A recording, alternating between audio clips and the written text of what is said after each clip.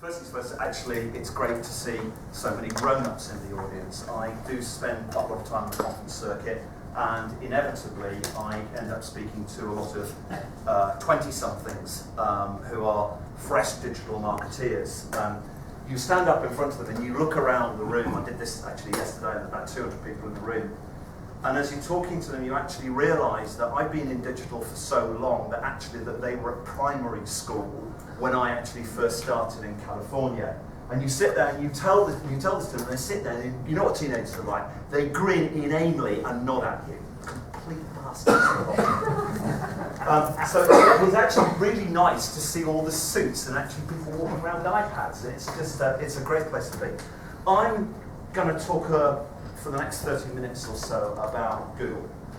I'm going to talk to you about how it works. I'm going to talk to you about its business models. I'm going to provide some evidence that will allow you to draw a conclusion on whether or not this is one of the greatest organisations that's ever been born in the capitalist world, or whether or not they're an evil bunch of bastards that really actually do need controlling. And there are two very distinct schools of thought out there around this particular subject. I'm not going to give you any opinions on that. I'm just going to let you make your own decisions about it. So a little bit of my background. I describe myself as being a digital old man.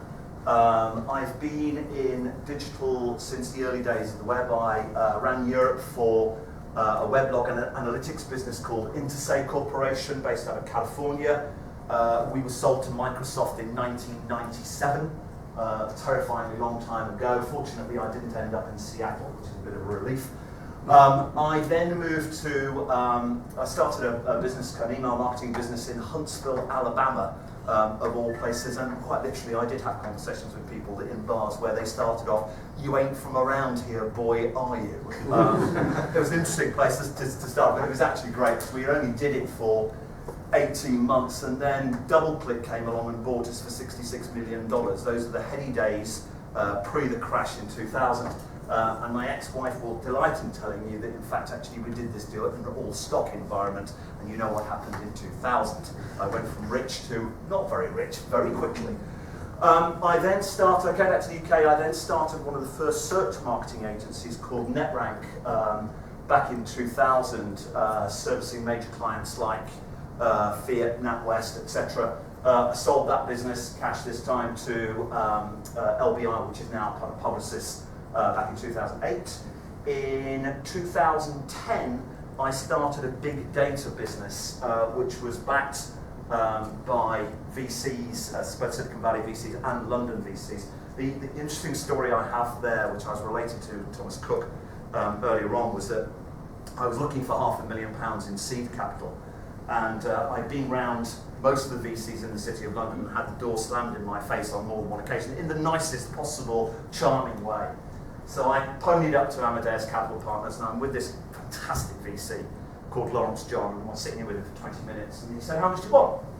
And I said, £500,000. And he said, "All right, I'll do that." So you walk out the door slightly nonplussed, and 2 weeks later we were back doing the paperwork, so I had to ask him the question. I said, "So Lawrence, why did you give me the money?" And he looked at me straight in the eye and he said, "Because I think in you I found somebody that can make more mistakes faster than anybody I've ever met in my life." And actually, that's a very interesting way of looking at business, and certainly digital business, because to try and fail and learn is a terrific way of actually growing a business, and it's the way that most Silicon Valley startups actually operate. And I'm trying to bring that culture into some of the corporates that I'm actually working with at the moment. I'm Web Advisory Board for Premier Farnell, massive electronics distributor. I'm non-exec chairman of a business called CloudFind, which is another startup. They just got seed funding. And then this week I've just been appointed as chairman for Thomas Cook's Digital Innovation Board. So it's been a rich 16 or 17 years from an experiential point of view, but the common denominator, I think, probably out of everything that I've done, certainly since 2000, has been the G word. It's been Google. It's been an extraordinary journey.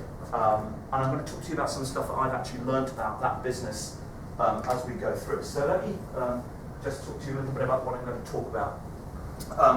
I'm going to talk about how it works. I'm going to talk about what it is and what it is to whom, because Google has many personalities, but there are two very specific ones which I'll come on to. There's a gorilla in the room. Their market reach is terrifying. Some of their business practices, which we'll talk about, also might be considered to be terrifying. This particular gorilla in the room is actually armed with laser cannons. For those of you in IT here, which I think is probably a fairly large number of you, actually they are the most extraordinary R&D business, I think probably anywhere else in the world, possibly exception of Apple. I think also is the competition that's coming up. It's Google versus Apple versus Microsoft. I've got some interesting stuff to talk about that actually, and if I were Microsoft, I would be terrified of Google for reasons we'll come on to. Let you make your own decision about whether or not they're evil or just self-interested. I'm then going to talk a little bit about Google in the future, because it is doing some quite remarkable stuff. Has anybody heard of Google Glass? Yeah. Okay, right, so we'll actually go and have a little look at that in terms of what its implications are, which I think are absolutely humongous. And then the final part of it is how do you stay ahead of Google? What could you do in the organisations that you work for to make sure that anything that they do is not going to negatively affect certainly your marketing strategy? So, let me try and work Microsoft products. So, let me talk a little bit about how Google works now. This is how Google works. It's very simple.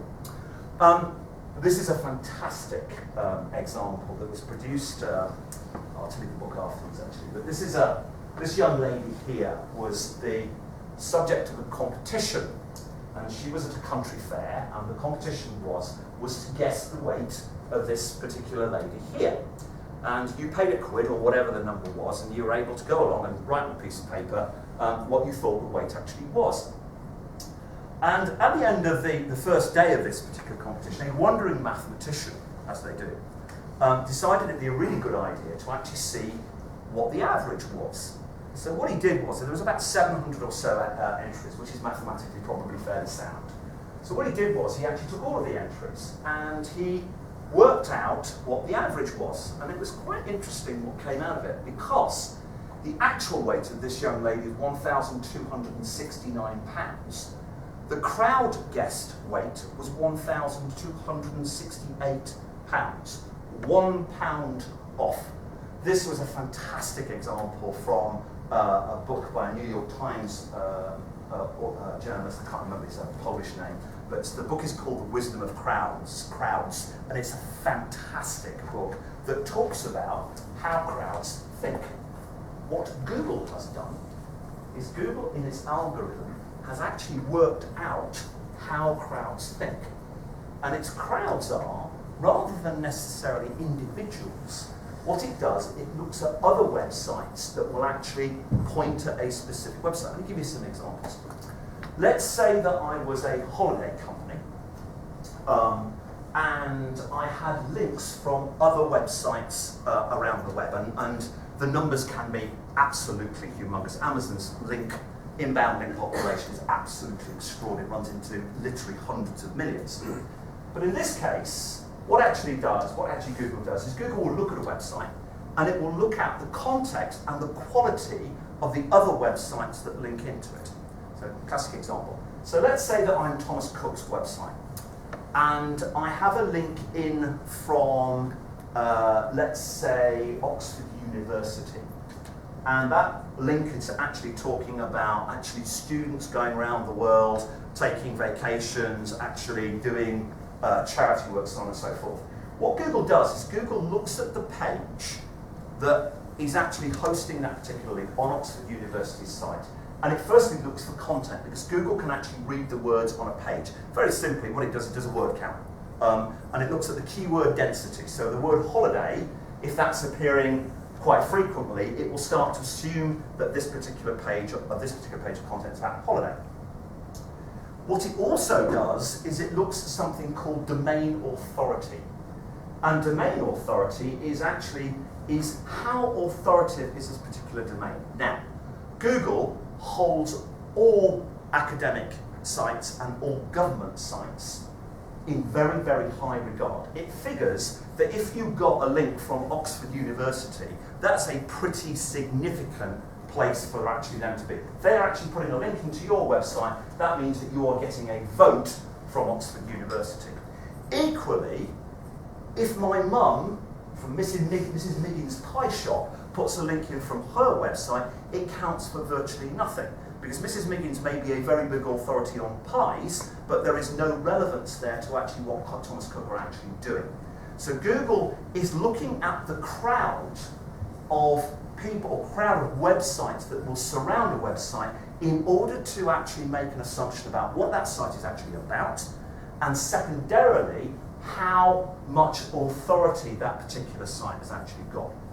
Thus, when you type in a Google search, you look on top of Google. So if we typed in now digital cameras, the #1 site on top of Google is Amazon. And that is because so many people regard Amazon as being a fantastic seller and provider of digital cameras that actually Google said, well, actually the crowd thinks that they are the best player at providing digital cameras. I am therefore going to put them on the #1 position. The implications of these #1 positions are profoundly magical for most businesses, because to give you an indication, we'll do a little bit of detail of this, there were last month 350,000 searches for the expression digital cameras. That means that Amazon, which is sitting there, is going to pick up the majority of those searches, probably north of 220,000 free searches or free click-throughs to their websites. That is worth a lot of money to them if they would have to buy that traffic normally. So, where Google is going, this is a bit old. This is its algorithm. Many of you will have heard of PageRank. PageRank is the original algorithm that actually Google wrote to start ranking pages. That's sort of becoming a little bit old hat.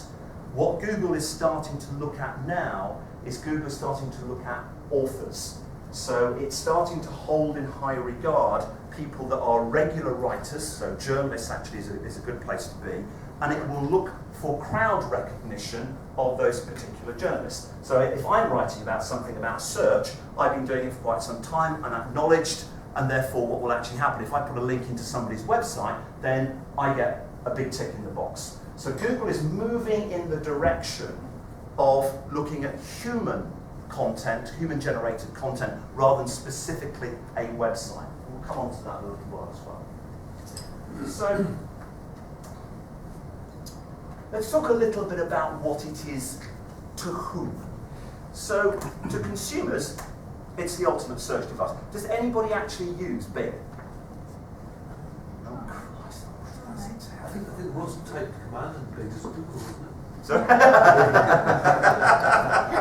Or where am I?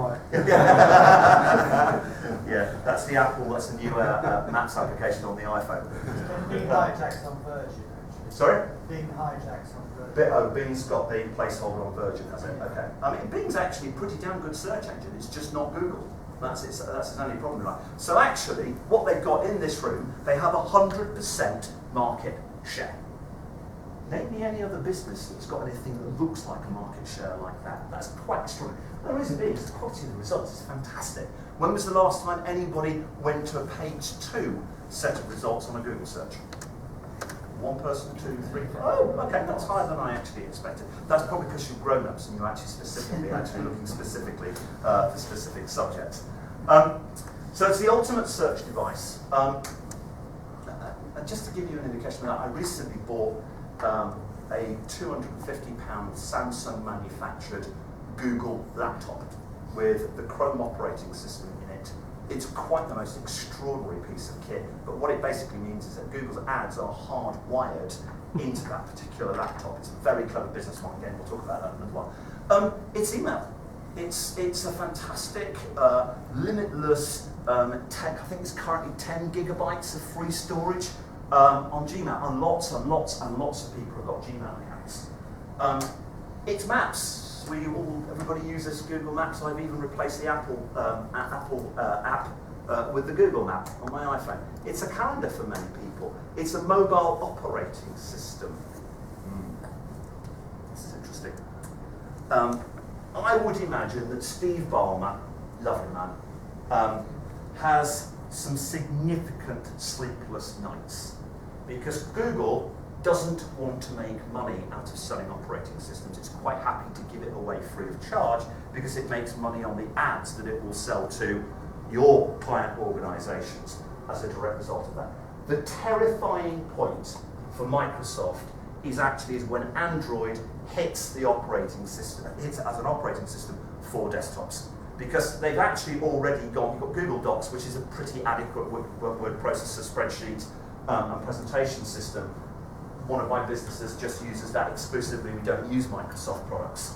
And actually, the business model is very disruptive to what Microsoft is actually doing, because Microsoft wants to sell operating system, including the lovely Windows.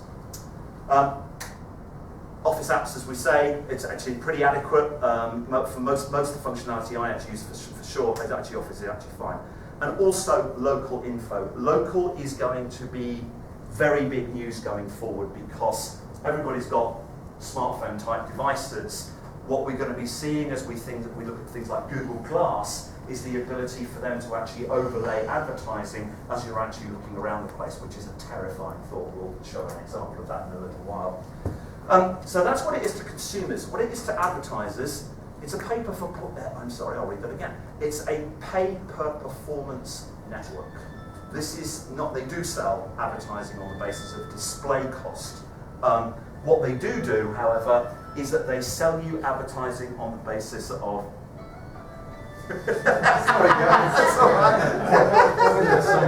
I just want to use straw to try and find this phone. Only to discover it's the lady behind you's phone. The reason why they're disrupting the advertising space is because when I started my career 428 years ago, I was selling advertising space in a magazine called Campaign. And what we used to do is we used to go around and we used to sell impressions. So in other words, well, we've got 30-odd thousand readers, and therefore your ad on the right-hand side is going to be seen X number of times. So you are paying for a view. Google AdWords, Google Advertising Network, is pay for performance. You only pay for a click at that particular moment. And according to how competitive the marketplace is, those clicks can range anything in price from 10 pence, which is the minimum price. I've seen ad costs with Google AdWords go up to the region of £25 per click for financial services product. You can imagine actually the fun that you could actually have if your bank pisses you off on a regular basis. This does actually. So they very much are in the marketplace. They figure that they can sell an ad pretty much anywhere, and I think they're probably quite right. They do have one of the largest digital display advertising networks. When they acquired DoubleClick a couple of years ago, they actually acquired a major network to actually go with it. Their business model is actually made out of selling advertising. What they're also doing, I don't know if anybody's used YouTube recently, but we're starting to see ads appear in YouTube that are relevant to the video. And actually what Google's doing is Google's is now starting to break down video chat, if you like, in order to understand what the content of the video is, because actually for computers to do that's actually quite hard work. But they're starting to get that right. So when they purchased YouTube, 5 years ago, for $700 million, and people said that they were absolutely stark, staring mad, actually they knew what they were doing, because they knew eventually they'd have enough processing power to be able to break down those videos to understand what the content of those videos actually was. Great move by Google. Then we have the enormity thing. This is gargantuan. These are numbers that came out 2 days ago. In 2013, Google has indexed 30 trillion web pages. In 2008, Google had indexed 1 trillion web pages. So in 5 years, the number of pages that's actually been indexed has grown by a multiplier of 30. It's quite extraordinary. Their technology to be able to do this is, I don't know, has anybody actually seen the pictures of some of their web farms? Because they actually put a lot of their web farms next to hydroelectric dams because the cost of electricity is actually that much cheaper. They think in those economic terms. I've actually been into a Google Tech Data Center a couple of years ago, and the pipework is incredible. All the pipework's actually in different colours, so it'll actually immediately tell you whether the water's coming in as a coolant or whether it's going out as heated water. Quite the most extraordinary place. But the fact is that they can put 30 trillion web pages in an index and still give you an instantaneous search capability as well as a predictive search capability like that. Just an absolutely incredible piece of technology. So, more than anything, what do they have? Well, one of my friends in California actually recently put they've actually got more data than God. They actually really do have more data than anybody else. They have more processing power. I'm hearing like in the region of 3 million servers. They have more storage than anybody else. They have more money than most other organisations. They have more engineers and they have more millionaires in their organisation. Each Google employee in R&D is allocated 20% of their time to pursue personal innovation projects. So they're actually, can you imagine giving that opportunity to your own people? My God, they'd be down the pub, not Google engineers. Google engineers are 14, 15 hours a day looking for the next best thing. This, when you empower an organisation with this amount of money, the speculation that they can do, it's like the old Area 51 in Nevada, you would know from this from the RAF, is stuff they weren't supposed to talk about, right? Is actually the speculative power to be able to generate R&D is amazing. Bottom line is, it's a colossal money-making system. It's just simply incredible. But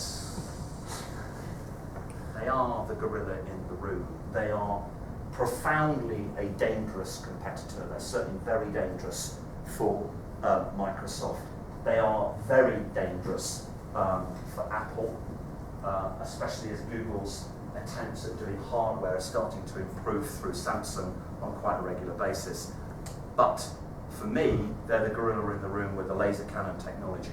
The stuff that they've got coming, especially around the Google Glass type stuff, is actually profoundly life-changing technology. There's a new wave of tech coming. A lot of it will be driven by Google Android. The new wave of tech is the wearable computing. So, anybody heard of the Apple Watch supposedly coming out, the iPhone watch? Apparently it's a complete wraparound watch. I will be 2 a.m. in the queue outside of my local Apple store to clearly I need one of these things. I also need Google Glass. But what they're doing here is they're actually changing the fabric, if you'll forgive the pun, of what we actually do. They want us to carry computing around with us all the time and remain connected all the time. I'll show you a video of this in action in a little while. So, here's a decision. This is a heat map of a Google search. And the heat map is where the user clicks through. You can see quite obviously that a number one position against a search is going to generate a fairly substantial amount of clicks. In fact, the number one position, generally speaking, will actually get you, I think, 73% click-through or some enormous number like that. So, many of the organisations you'll work for will be, in their marketing departments, will be thinking about how do we get free traffic from Google, because this is free traffic. And they'll be budgeting around getting free traffic from Google. They'll be employing a search engine optimization agency to get that free traffic. And if in the case that you were Amazon, you'd be seeing hundreds of thousands of click-throughs to your website from Google every month. And that's great. Until it stops. Until Google changes its index with one of its very frequent algorithmic updates, and you find yourself dropping from a number one position to a number three position, which from a traffic perspective is a bit of a disaster. So your chief execs will be expecting you to deliver an acquisition cost of Y based on the free traffic, a lot of the free traffic that you'll already be getting from Google. So when they do mess around with their algorithm, you are going to get positional changes as a direct result of that. So what they've done, they don't like you doing search engine optimization. They are really very profoundly against it. Their view is, it's our algorithm, stop trying to mess with it. So this is what they've done. Just started to come in the past 6 to 8 months, It's secure search. HTTPS is the giveaway here. In other words, actually when you do search, all of a sudden, very much unbeknown to you, you are searching in a secure sockets layer environment. This means that Google will not report, none of the reporting systems that you've got will report back to you the amount of traffic that you might be getting, or Amazon might be getting, from that particular keyword. And this is a really bad place for you to be, because you're getting all of this free traffic. You can't break it down, because Google will not tell you the traffic, the keywords that are actually driving this free traffic, in which case your whole marketing budgeting system is actually severely at risk. And this is why some people in the industry call them evil, because what they're actually doing is, on the one hand they're giving to you, but on the other hand they are absolutely taking away the information necessary for you to actually start planning decent marketing campaigns. Certain people are very, very, very anti what Google are actually doing here, and I've got some sympathy with that. I just don't think it's fair when an organisation spends a lot of money to get on top of Google, and it's well regarded, that you actually can't actually understand how much traffic you're actually getting in terms of return on investment. So let me come on a little bit about the future. This is Ray, by the way. There's a guy called Ray Kurzweil. It does sound as if I know him personally, I don't. He's their new Chief Technology Officer. Forbes called him the rightful heir to Thomas Edison, which is a pretty nice place to be, I have to say. That's quite a moniker. Ray is an expert on artificial intelligence, and this is where Google is very much going in the direction of. It's very much going in the direction of semantic search. It's going in the direction of answering questions as much as it is actually doing anything around search. I'll give you an example of that in a second. Ray is building into Google's algorithm what they're calling essentially, which will be semantic search. So, in other words, what they're saying, in some years now, the majority of search queries will be answered without you actually asking. It will just know that's something you're going to want to see.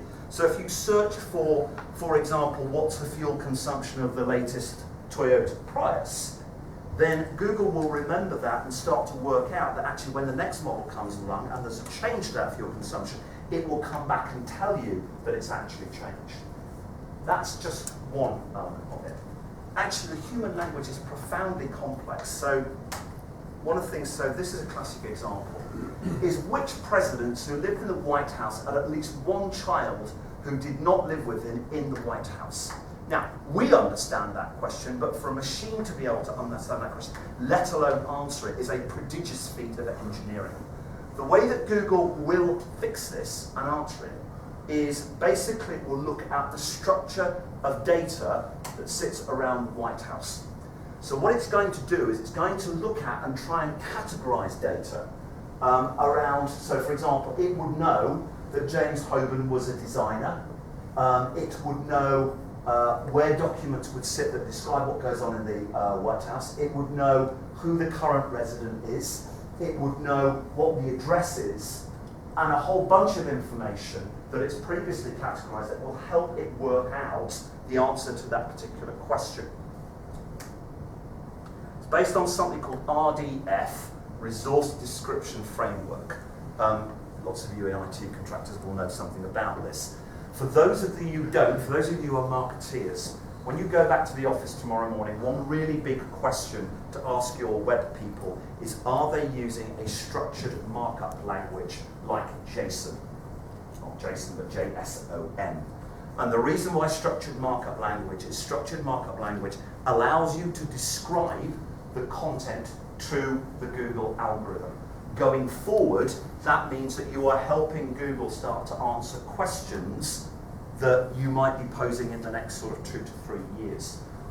Another way of actually looking at that, and a good tip, is to ask your web people if they are developing a super FAQ.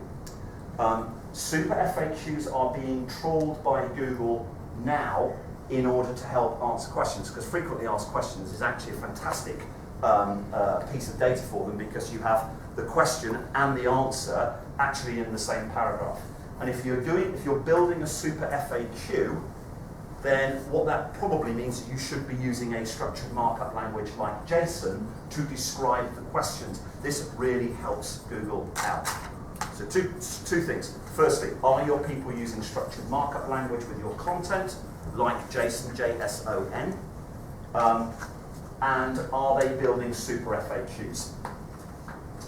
We've got a project going on at Thomas Cook. We're building an FAQ for every single holiday destination they've actually got, and every single hotel that they've actually got, which is a pretty prodigious project. However, once we've done it, then we will be able to answer holiday questions from holidaymakers like, where's the nearest Indian restaurant to my hotel in Costa Rica? That's the whole point of doing it. We're arming ourselves for the future then. So, I think this is fantastic. This is Google Glass. It is it's glasses for geeks currently. They're going on sale at the end of this year for what I understand to be $1,000. I will of course be getting a set. And they are fantastic, because what they're going to do is they're going to load in the form of augmented reality. They're going to load and superimpose computer information on top of where you are. So let me just show a quick video for this. Watch the top right.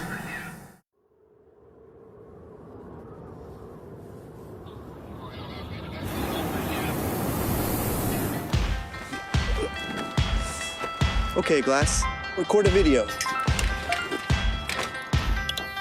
This is it. We're on in 2 minutes. Okay, Glass, hang out with the Flying Club. Google photos of tiger heads.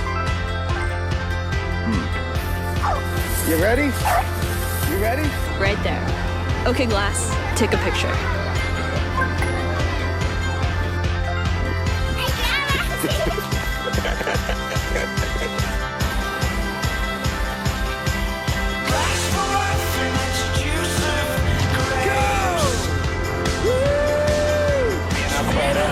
Holy sh**, that is awesome. Okay, Glass, record a video!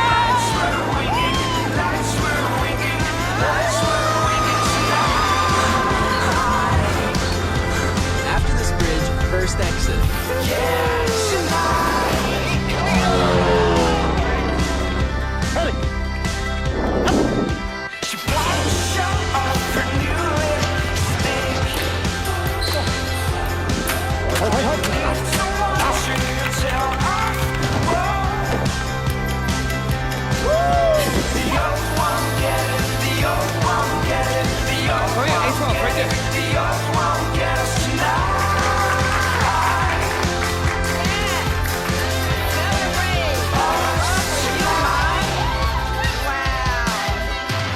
Google, stay delicious and Thai.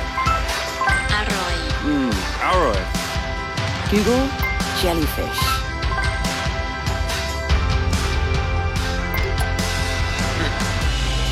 Well, let's see.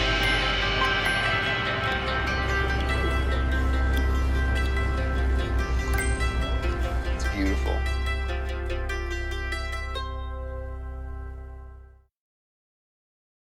They make a lot of the fact that you've got the ability to record video, take pictures, but actually also the other thing it does is it interfaces directly into your calendar, for example. So if you're actually on the way to this particular meeting here, it will provide you automatically with directions. It will automatically load the calendar into your eye, so to speak. It will basically be an iPhone actually, but directly positioned in your eye. I think this is going to take off in a really big way. However, there's a lovely other side to it, which I should also show you. For me, that's Google Glass. We've got the Apple iWatch coming apparently down the line. Google Glass, I think, will change a lot.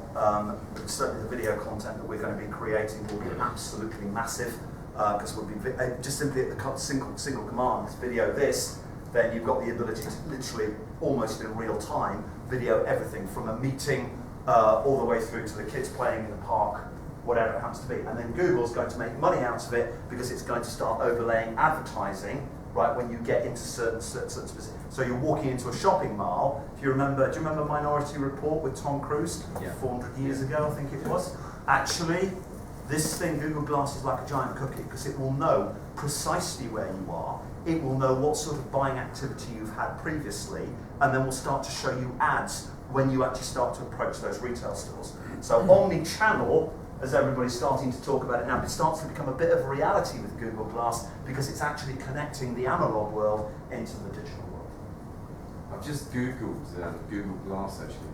There's an interesting article in The Guardian today about is this going to be a threat to our privacy? What do you think on that? I think that Google will give you some very, very, very strong controls over what you actually let the public see or what actually comes out of your own personal network.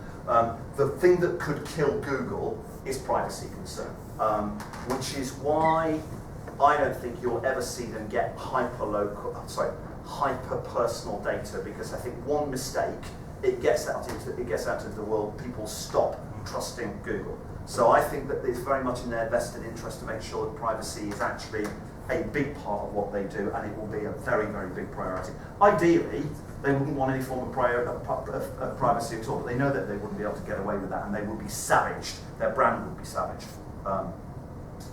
What I wanted to do in some closing remarks is talk to you about how do you stay ahead of Google. And it's quite interesting, it's actually a couple of days ago, the marketing director for TUI Thomson's, the big German holiday operator, came into the marketplace and said that they were going to try and exclude Google from all of their marketing in the next 5 years because they've become so reliant on Google AdWords that they were spending literally millions and millions of pounds every year just to try and maintain search positions.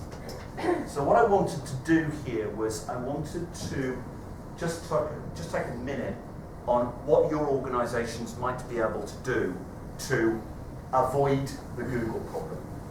And I'm going to give you a single word. And what I'd like you to do with this word is I'd like you to take it home, take it down New Bond Street, buy a pair of Jimmy Choos, take it out for dinner, just generally lavish affection on it, because for marketing organizations, this word is going to be critical going forward. The word is remarkable. And the reason why this is an important word is remarkable because in its exact interpretation, you remark upon something. What we can all do now is share something that we find remarkable. And we share it by email, we share it by Twitter, we share it by Facebook, we share it by text message. We have enabled ourselves to be able to share content on a regular basis. Let's do a quick survey. Has anybody shared anything in here today, either just at the basic level of actually forwarding an email?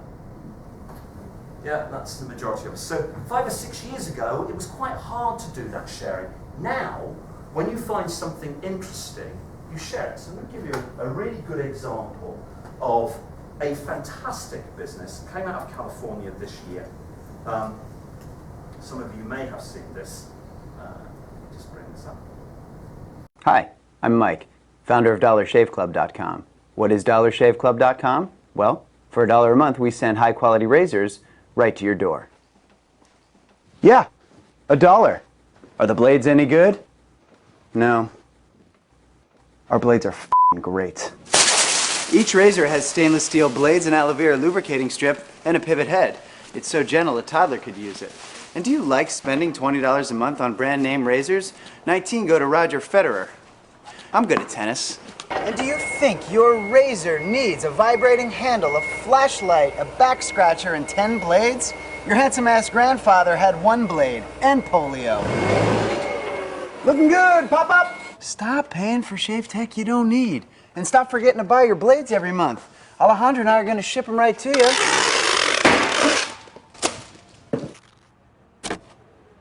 We're not just selling razors, we're also making new jobs. Alejandro, what were you doing last month? Not working. What are you doing now? Working. I'm no Vanderbilt, but this train makes hay. So stop forgetting to buy your blades every month and start deciding where you're going to stack all those dollar bills I'm saving you. We are DollarShaveClub.com, and the party is on. I know karate, I know jiu-jitsu, and drive like a gangster when I'm coming to see you, see you, see you, see you. What's interesting about that is that actually it's a very disruptive business model.